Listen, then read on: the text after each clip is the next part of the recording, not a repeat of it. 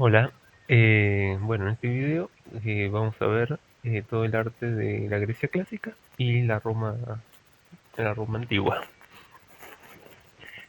Como van a ver, vamos a recorrer desde la época minoica hasta el helenismo, pasando por lo micénico, la Grecia clásica, y en Roma desde sus inicios y recorriendo toda la Roma precristiana.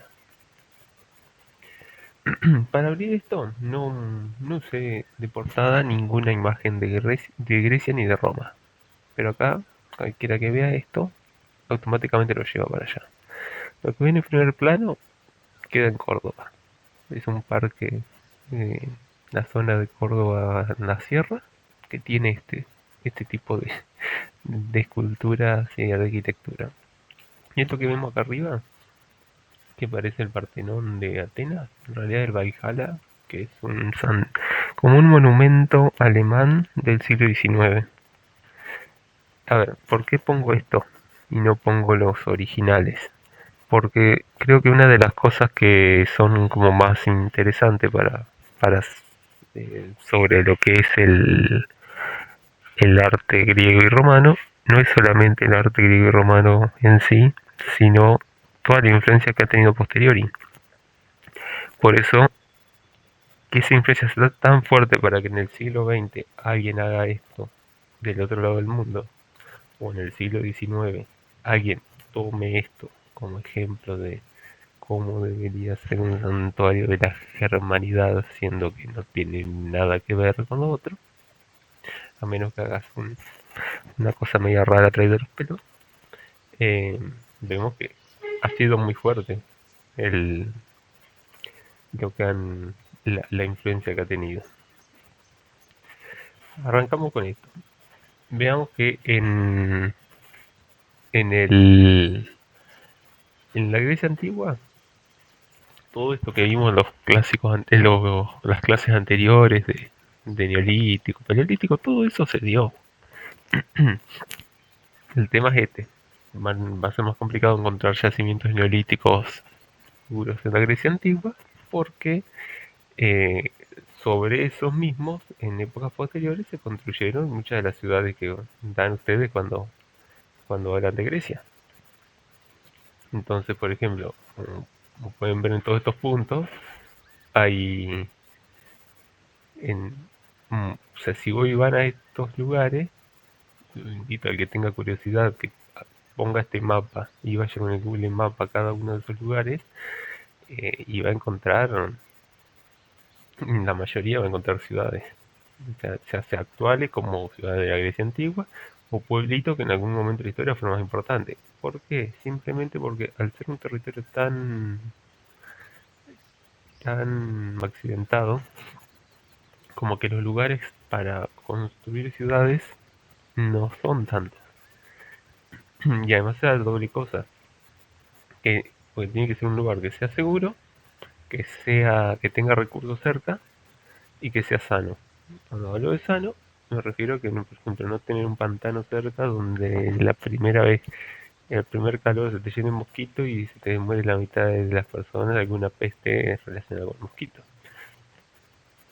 Entonces, eso hace que de esa Grecia neolítica no encontremos ningún gran ejemplo, sino cosas sueltas. Alguna aldea neolítica chiquita, alguna cerámica, fíjense lo que es esta cerámica, del año 7000 al 3000 a.C. De acuerdo a la línea de tiempo de Grecia, pero la Grecia la de Pericles, la de Alejandro Magno, la de Sócrates, Platón, Aristóteles, toda del año 500 a.C. hacia acá. Esto incluso todo esto es anterior a las pirámides de Egipto. Y de ese periodo griego antiguo, preminoico incluso, tenemos tallas de este tipo, fíjense que interesantes que son.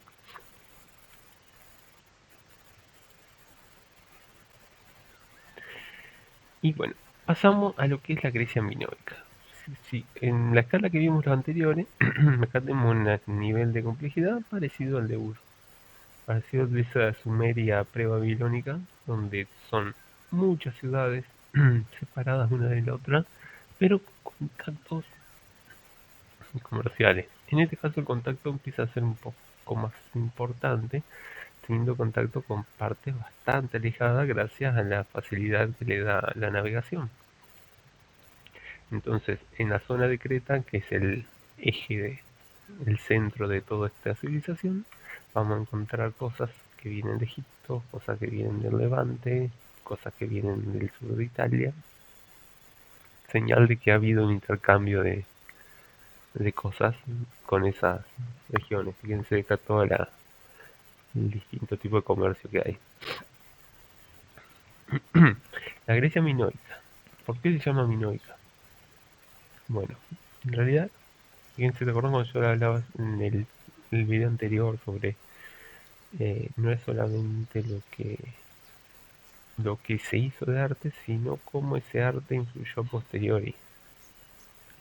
Bueno, el hecho de que esto, mejor dicho, este ruinerío que vemos acá, con esta reconstrucción media, que no es que esto estaba así cuando lo encontraron, sino que estaba caído, lo levantaron y lo reconstruyeron de una manera no muy, no muy arqueológicamente buena, sino que hicieron medio lo que quisieron.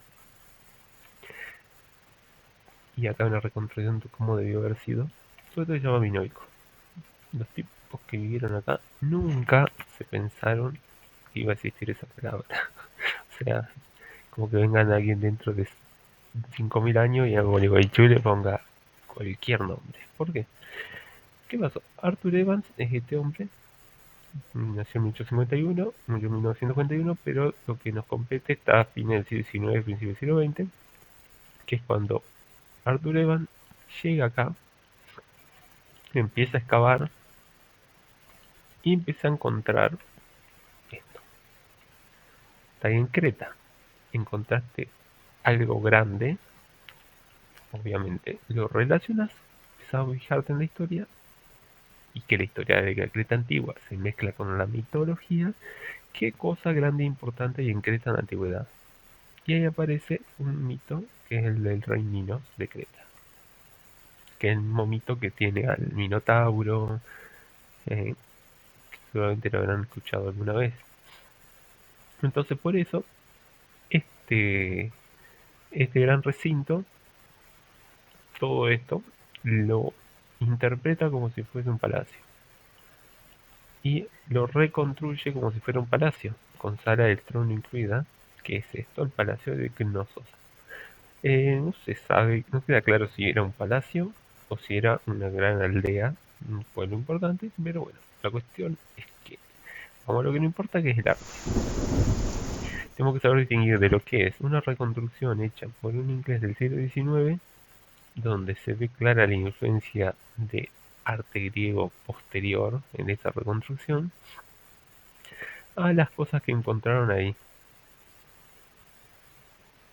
Y acá este arte no está diciendo cosas que este arte también. O sea, pero este arte no está hablando más de lo que pasaba por la cabeza del arqueólogo que lo que era la obra en sí. Fíjense, es recurrente las escenas de relacionadas a los marinos y relacionadas a los toros. Una imagen muy conocida es esta. Y de acá, de vuelta, se abren cientos de interpretaciones y muchas la tienen que tomar con pinza. Porque ¿qué es esto? Esto es un ritual, esto es un deporte. ¿Qué es lo que lleva a que alguien pinte esto en una pared? ¿Es algo sagrado? ¿Es algo que le gustó? No sabemos. Lo que sí tenemos son los hechos. Y el hecho es que hay cosas taurinas por todos lados. Hay cosas marinas por todos lados. Así que, por una razón o por otra, están ahí. Les interesó a alguien en esa época ponerlas. Después no sabemos si esto es algo que se hizo en un año, en 100 años, hicieron un toro cada 100 años y capaz justo lo que quedó. O sea, poner, imagínense que encuentran, no sé, las ruinas de Gualeguaychú dentro de 2000 años. Y encuentran, no sé, decenas de semáforos. Y van a decir, esta gente está obsesionada por los semáforos. Y no sé, justo estaban. O que encuentren, o sea, piense algo que esté recurrente en el... Por ejemplo, la arquitectura de las casas viejas, que mucho del simbolismo que tienen no las interpretamos ninguno. Y bueno, eso está, y no está porque fuera central en eso, en nuestro mundo. Por eso tiene que tomar muy con pinza tu interpretación artística que parta de ideas fuertes, como decir, por ejemplo, los minoicos tenían una relación con el toro muy fuerte. El toro está, que sea muy fuerte, nos está faltando mucha información para sacar esa conclusión. Así que siempre mírenla de manera eh, crítica. ¿Qué nos deja también interesante lo minoico? Cosas como esto. El disco de Festo es una de las primeras cosas escritas que hay y que no está traducida. Recuerdo cuando hablamos en la primera clase de historia del arte, hablamos mucho del tema del lenguaje. Y acá tenemos el lenguaje escrito ya naciendo. En este caso, cada dibujito significa algo. No es como en nuestro idioma que cada dibujito significa un sonido. Y ese sonido forma letras, forma palabras. Y esas palabras es lo que significa. Ese cambio de de un lenguaje escrito donde cada dibujito significa algo a que cada dibujito significa un sonido o por lo menos significa una sílaba sin significado que forma palabra se da en esta zona en la época de los minoicos y los micénicos. Entonces tenemos la escritura lineal A y la lineal B. La lineal A es pictograma, la lineal B ya tiene una influencia con lo que va a ser va a influir después lo que es los fenicios y es como los padres del alfabeto griego primero, latino posteriori. Entonces poco a poco estos ideogramas que representan una idea se van abstrayendo y representan un sonido. Y ese sonido representa forma palabras. Estaba viendo qué curiosidad que esto, que acá en el lineal B representa un hombre, es muy parecido al kanji japonés que representa mujer. Bueno, y ya el lineal B tiene un silabario. Y de este silabario es donde va a derivar los alfabetos. Cuando hablamos de, fíjense, los alfabetos y cómo evoluciona desde el fenicio arcaico hasta el, el griego clásico y de acá al latino. ¿Y por qué acá aparece este señor? Supongo que lo reconocen. Homero, hacia el siglo 8 a.C., no se sabe si existió o no, pero se supone que sí. Y si no existió Homero, existió alguien muy similar. O sea, alguien que escribió lo que se relata después.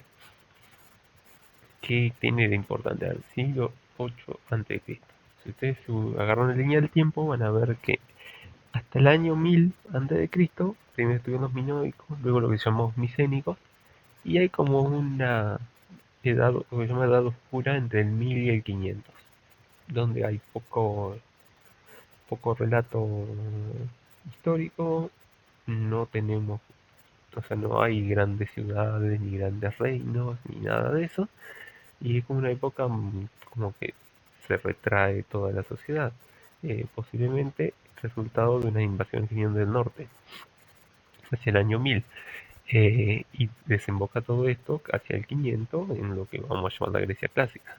Bueno, Homero, los relatos de Homero son el puente entre ese pasado antiguo y la Grecia clásica.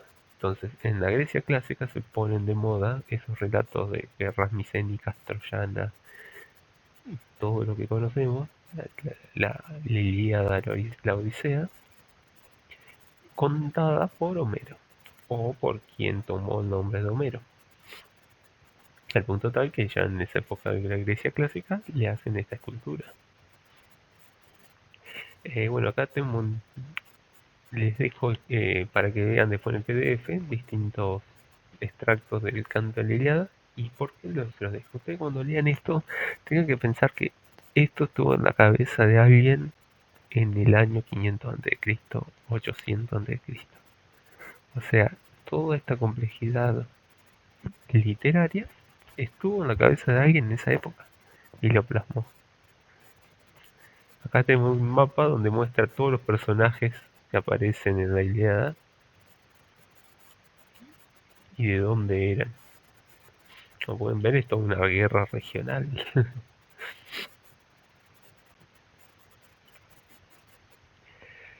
Y en la Odisea, que a mí me parece todavía más interesante aún, no sé si ustedes lo vieron, pero bueno, la diferencia entre la Ilíada cuenta la guerra de Troya, cuenta cómo toda esta gente de esta zona va acá a Troya y pelea con los troyanos que tienen apoyo de toda esta gente de esta zona. La Odisea es el relato de el regreso desde acá de Ulises a Ítaca, que es una isla que está acá, Odiseus. También se llama Ulises o Odiseo, por eso se llama la Odisea. Eh, el- la Ilíada es una epopeya que relata la guerra esa, existente o no existente, pero la relata. Después hay mucho debate histórico sobre cuán real fue, cuán grande fue, no sé, pero bueno.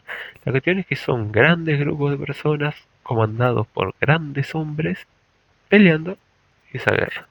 En cambio, la Odisea es el relato de uno de esos, y a su vez, al centrarse en una sola persona, su relato es mucho más interesante, porque le pasan muchísimas más cosas. Sucede que cuando están por salir de Troya no desagravian a unos dioses, entonces esos dioses le hacen una maldición de que su regreso acá no sea como lo esperan. Y se pierden y tienen una odisea donde pasan por sirenas, por monstruos de todo tipo, hasta que pueden volver. Es una historia muy similar a cómo se desarrollan muchas de las historias posteriores en la literatura. Hay una cosa que son capaz de escucharme una vez, que es el camino del héroe, que no sé si lo puse acá, no. Es un que es como el camino de el protagónico de esa historia, de cómo se va metiendo en un problema, cómo va saliendo poco a poco mediante un aprendizaje que lo eleva para regresar a su lugar de tranquilidad. En este caso es Ítaca, su pueblo. Pero cuando llega, ya no es el mismo que salió. Bueno, esto es Troya. La Troya que ustedes vieron en alguna película, acá tenemos una representación. El tema es este. Cuando ustedes ven cómo es Troya en sí, las ruinas que hay, y no es la Troya que...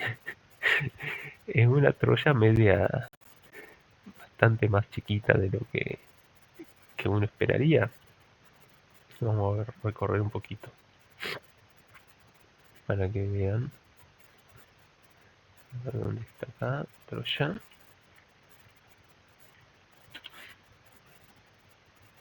No, no, no. Está yendo a otro lado.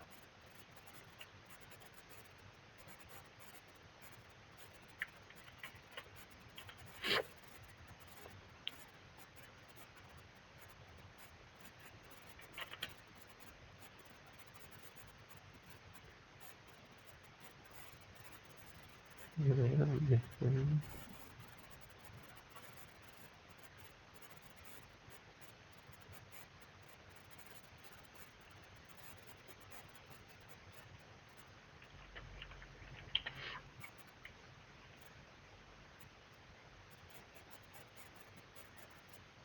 Acá está. Fíjense, estas son las ruinas de Troya.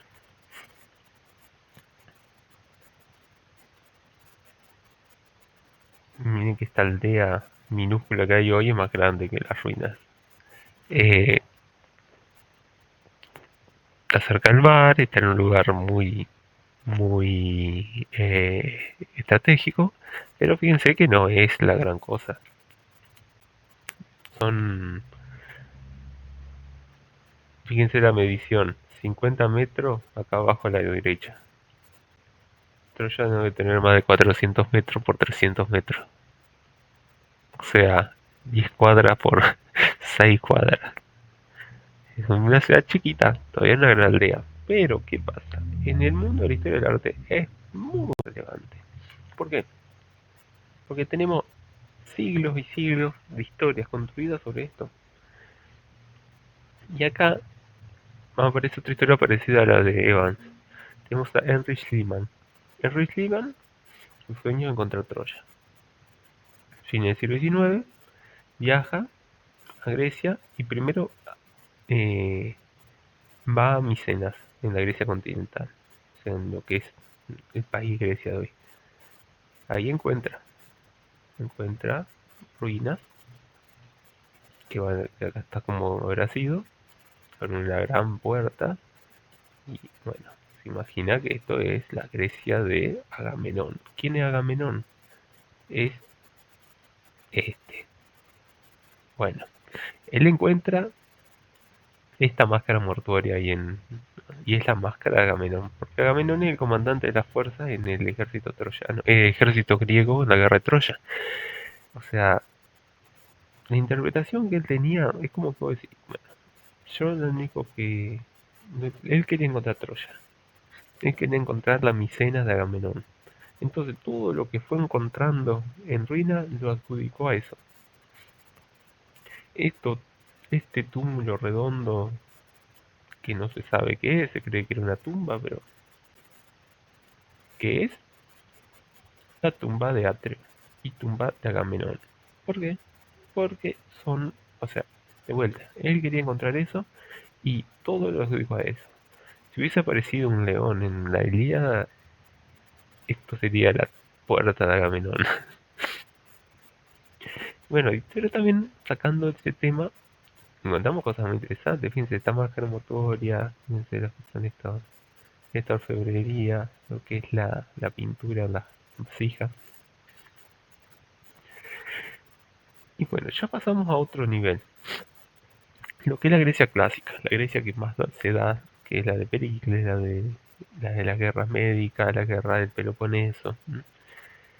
Y ya un mundo griego que se expande por todo el este del Mediterráneo y alguna parte del oeste, en un contexto que tengan en cuenta que acá está el Imperio Persa, yendo desde acá hasta la India, acá está Roma naciente y creciente, y tenemos, o sea, tiene mucho, y bueno, está Macedonia creciendo poco a poco, termina comiéndoselo, y ahí en esa Grecia sí va a haber cosas que son como lo que nosotros interpretamos como griego, esto de las columnitas con, bueno, fíjense, estas columnas son muy parecidas a las las de Micenas, la del Palacio de Knossos, perdón.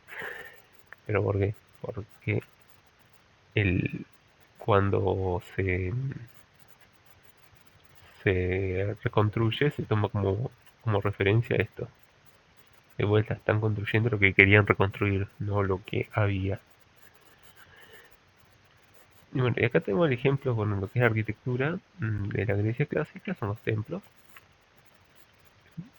Acá tenemos un ejemplo típico de como un templo con columnas, con este triangulito arriba que se llama frontis, los triglifos y las metopas, que son estas rayitas que hay acá. Todo esto tiene nombre. El que quiera meterse en esto, que nos pida material y lo voy a meter yo. Ahora no les voy a contar todos los nombres con estas partes porque va a ser para perderlos nomás. Creo que va a ser mucho más interesante, por ejemplo, que se metan en una página donde estén, o sea, con una infografía clara con todos los nombres, es mucho más claro. Eh, y acá vemos también que este es el ejemplo típico que es el Partenón. Pero a veces, fíjense, las columnas en algunos templos son estatuas, en otros lugares tienen rulitos. Eso se llama estilo jónico. Esto es estilo dórico. Estos son cariátides. Esto es la reconstrucción de cómo sería esto, que es la Acrópolis de Atenas. Acro, altura, polis, ciudad. O sea, la ciudad en las alturas. Eh, tenemos el Partenón, el Erecteión, el templo de Atenea Nike, los Propilios, que es esta entrada. Y eso también es algo que ha pasado a la historia con mucha fuerza como el ejemplo de lo que es la arquitectura griega. Por ende, esto está influyendo a posteriori mucho, pero muchísimo. Toda la arquitectura del siglo occidental hasta el siglo XIX estaba con muy fuerte influencia de esto. Fíjense cómo era el Partenón, o sea, cómo es el Partenón ahora y cómo habría sido originalmente. Con la estatua de... O sea, tengan en cuenta esto. El templo griego, esto que ven acá se llama planta. No sé si saben que es una planta. Es como que vos rebanaras a una altura todo el edificio y todo lo que es negro lo que te quedó de pared y columna. Todo lo que es blanco es espacio libre. ¿Mm? Entonces, fíjense cómo es el interior. Estas son las paredes, esto son las columnitas. Entonces ustedes entran y acá en el fondo está la estatua. O sea, el templo griego es como la casita de la divinidad, que es la estatua. En este caso Atenea, pero puede ser otras divinidades. Algo que tiene el templo griego, el Partenón principalmente dicho, es que tiene muchas proporciones que se corresponden con números matemáticos. Fíjense con las raíces cuadradas de 5 cómo se toman toda esta proporción. O si uno hace esto, que se llama sucesión de Fibonacci, puede inscribirlo en el templo griego, pero no en todo templo griego, en el Partenón. Y esto también se da a un malentendido, que es creer que esto se, se da en todo templo griego. Y no, no es así. Hay templos griegos que lo tienen, otros que no. Otro punto muy relevante en el arte griego es el tema de la escultura. Fíjense cómo la escultura griega pasa desde la griega arcaica.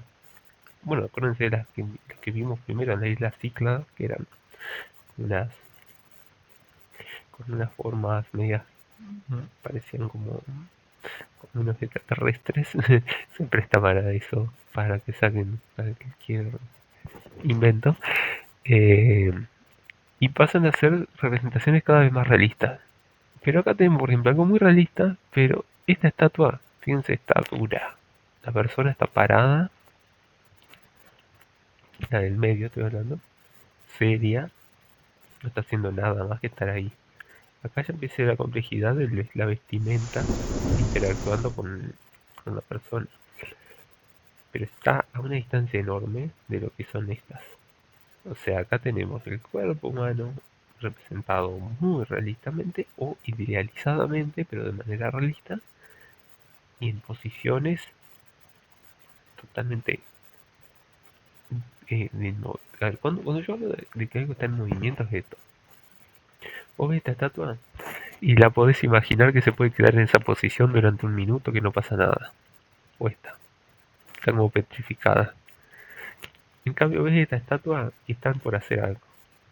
Es como que tu cabeza termina el acto y este disco está siendo lanzado. O la Venus se termina de girar. Está la Venus de Milo y este es el disco ahora. Estos son ejemplos de la Grecia antigua, de los inicios de la Grecia clásica, y estos son muy buenos ejemplos, ya sea de la Grecia clásica o del periodo helenístico posterior. Fíjense lo que es esto. La historia de la Samotracia. Miren lo que son las plumas, miren lo que son los pliegues de las vestimentas, miren lo que es la transparencia lograda en el mármol.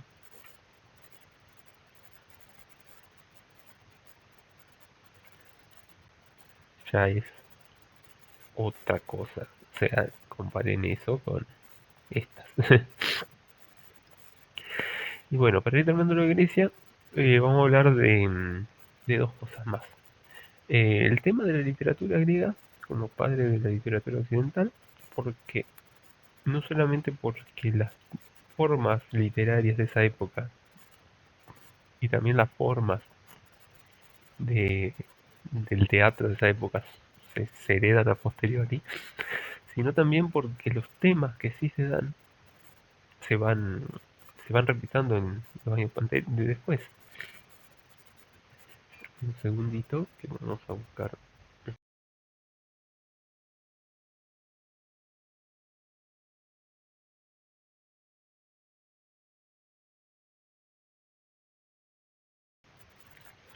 Fíjense, acá tenemos, bueno, el tema de las grandes epopeyas, acá lo podemos ver en las historias de Homero, el tema de la poesía, acá lo podemos ver, poesía de temática romántica, fíjense que esto es todo en la época de la Grecia clásica, o sea, eh, en el año 550 al 320.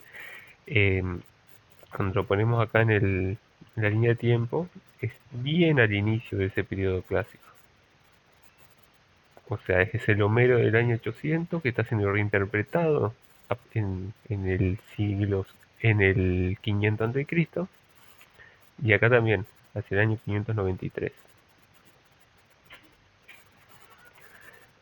Después, yo les recomiendo que, o sea, todos estos textos que aparecen acá, los voy a subir al grupo para el que quiera meterse en este tema, se pueda meter más. Tanto la Ilíada y la Odisea, como estos poemas de Safo, que era una poetisa de la isla de Lesbos. Obviamente esta estatua es a posteriori, pero también eso te habla de la influencia que tiene. O sea que no es algo que hizo una persona en un año, es reivindicado por otra persona 200, 300, 400 años después, al punto de hacer una estatua.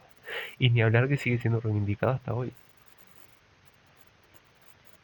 En la Grecia, ya lo que es la Grecia clásica en la época de Pericles, fíjense, de las guerras médicas hasta la hegemonía espartana, o sea, cuando termina la guerra del Peloponeso, tenemos otros temas que se desarrollan que son la tragedia, la comedia. ¿Te habrán escuchado alguna vez? La tragedia son como las dos formas teatrales principales y las dos formas literarias principales de contar una historia. Y acá tenemos, por ejemplo, de Sófocles, Edipo Rey, que es muy reconocido principalmente porque con el nombre del complejo de Edipo, que es una reinterpretación que hace Sigmund Freud en el siglo XIX, totalmente simplificando, pero bueno, si vos querés que una historia pegue, métele otra historia con mucha fuerza por detrás y va a pegar. Este es un ejemplo.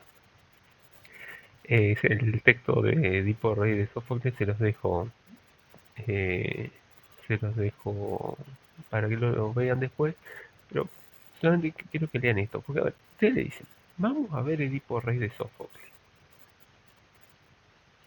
A ver, ¿qué dice? Ay, ay, ay, Zeus soberano, qué larga es la noche, es interminable, nunca será de día. La verdad es que he oído hace un rato cantar el gallo, pero los esclavos aún están roncando.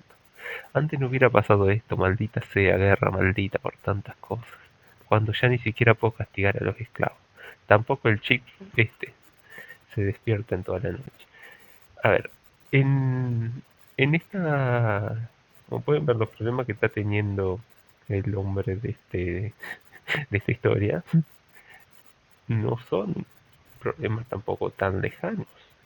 Si le sacamos el tema de los esclavos, que es algo que ya es anacrónico por estos tiempos, son temas que se han repetido a posteriori. Y hablar cuando empieza acá, que se empieza a hablar de que el hijo se gastó en caballos y en carruaje la plata que tenía él y se queda, se duerme hasta tarde. O sea, son cosas que tranquilamente puede ser cualquier padre hablándole hoy a su hijo. De ahí viene de que por qué estas cosas siguen teniendo relevancia. Porque, a ver, si alguno se empieza a meter en esto, a leer distintas cosas de Sófocles o de cualquiera de estos, En un momento va a decir, un segundo, esto yo ya lo vi. Y te vas a acordar de la película o de otro libro. Y sí, porque esto está apareciendo en películas de ahora. De la misma forma que Hamlet de Shakespeare aparece en El Rey León, que básicamente es una adaptación, eh, esto también. Y ya cuando pasamos al mundo del helenismo, que es el mundo que se va Alejandro Magno, fíjense que yo hago un quiebre. ¿Por qué? Porque si la Grecia clásica tenía esto como su mundo, la Grecia helenística, que ya es posterior a Alejandro Magno, tiene todo esto como su mundo y a su vez tiene acá Roma creciente. No es de extrañar que el arte de esta época tenga otra dimensión. No es de extrañar que varias de las maravillas del mundo antiguo, como el faro de Alejandría o el templo de Artemisa en Éfeso, sea de esta época. Hago una paréntesis, lo que hablábamos de las interpretaciones. Fíjense cómo lo interpretaban al templo de Artemisa en el Renacimiento. Pero ¿qué pasa? Si vos estás en Italia en el 1450, nunca fuiste a Grecia y tenés un relato de un templo que es magnífico, lo vas a hacer a la manera de los templos más magníficos que conoces, que son como estaban haciéndose los templos en Italia en esa época. O bueno, la representación del Coloso de Roda, que no es muy realista que digamos. La realidad es esta. Esta es una reconstrucción hecha en base a lo que quedó. Y lo que quedó es esto. Unos pedazos de columnas y la base del templo, pero que no dan idea de la dimensión que tenía. Y otra cosa, fíjense más cosas de esta época helenística. Esto es en Pérgamo, otra ciudad que está en la costa de lo que hoy es Turquía. Miren lo que son estas tallas de alta graseo. Miren lo que esto es en Éfeso.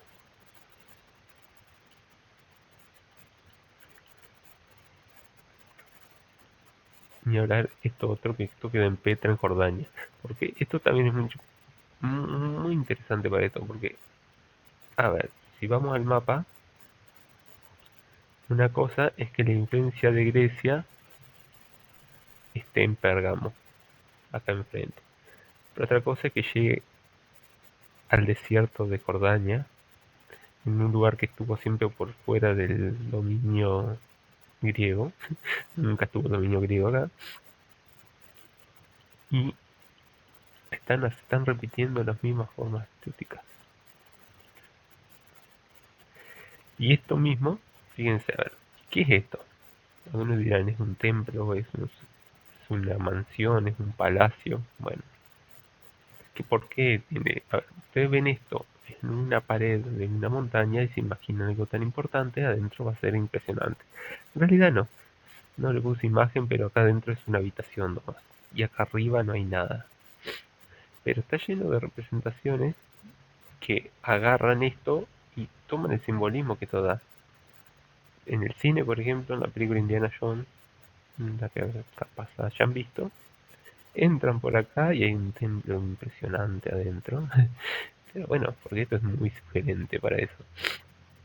Para terminar la parte de Grecia, les voy a pasar un video que muestra distintas representaciones de Grecia en el cine del siglo XX, algunas más realistas, otras menos, algunas yendo de lleno a lo mitológico, otras tratando de ser históricas, pero por ejemplo está más interesada en el tema del romance en la guerra de Troya que en la guerra en sí, otras tratando de ser épicas.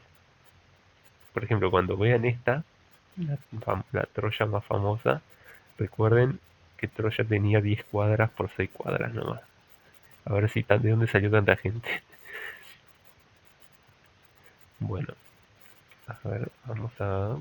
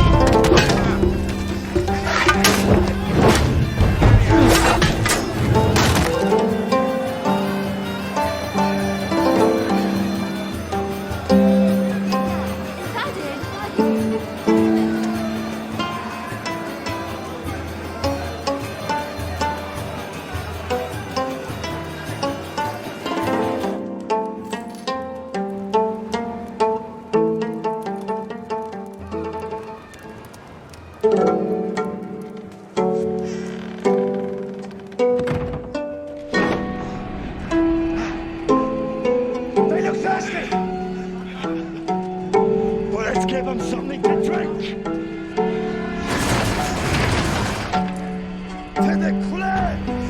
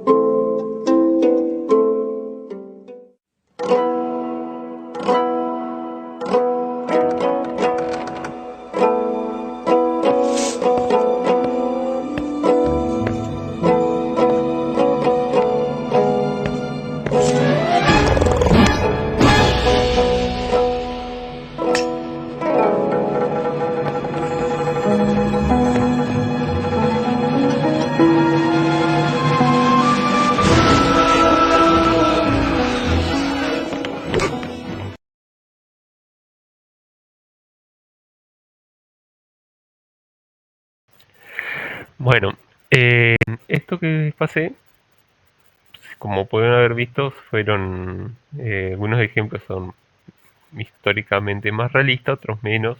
Yo diría que la mayoría son muy poco realistas. Solo paso para esto. En algún momento que tengan que dar historia de Grecia, va- se van a sentir tentados de ponerle alguna de estas películas a los chicos. Sepan que el nivel de fantasía que manejan es muy grande y si no, o sea, pueden ser útiles como disparador para interesarlos y que se metan en el tema, pero desde ya que no son representativos de cómo era la Grecia antigua, sino porque son películas, o sea, no son documentales, están hechos para, para entretener y se están centrando principalmente en, o sea, van a ver que las ciudades son mucho más impresionantes de lo que son, obviamente están mezclando la mitología, están apelando a fuentes históricas que no son las principales. Vamos a ver que eso va a pasar muchas veces como se usa el cine para dar clase. El tema es que por eso tienen que hacer una lectura crítica de todo lo que van viendo. Bueno, con Grecia vamos dejando acá. En el próximo seguimos, vamos a ir con Roma, abarcando los mismos aspectos.